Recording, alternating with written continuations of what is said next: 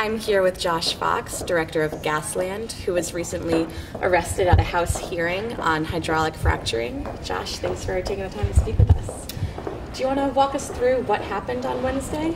Yeah, we have taped hundreds of public hearings across the country, including public hearings in Congress. Since the change in Congress and the Republicans took over, we have been getting a lot of flack trying to get into public hearings. And this one was extremely important because this involves an EPA investigation into hydraulic fracturing, contamination of groundwater in Pavilion, Wyoming, which are our subjects from the first film, and we follow them in the second film, Gasland 2. This was crucially important that we get there because the film is looking at the relationship of oil and gas to our government and the influence that they have on our government. Can you elaborate a bit on what's going on right now in Pavilion?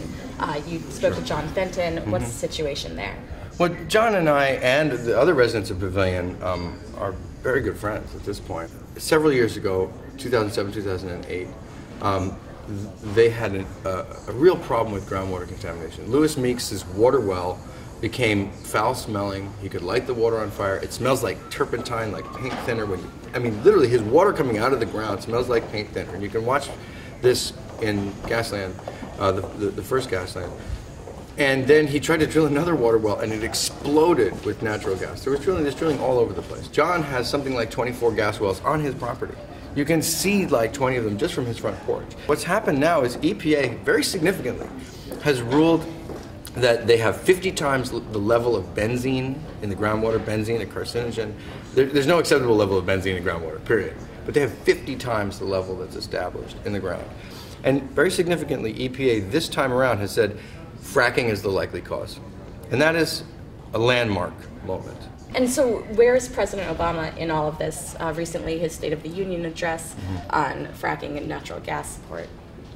Well, the comments supporting natural gas in the State of the Union address, I think was an extraordinarily kind of painful moment for myself and for a lot of the people who are very concerned with fracking because he's just wrong. He's wrong on how much gas there is, he's wrong on how many jobs there are, and he's wrong that this is a way forward in the future. Here's a contradiction. You have on one hand Obama literally taking notes out of natural gas industry PR statements, which are untrue. And then you have the agency being EPA, quite sensitive to people.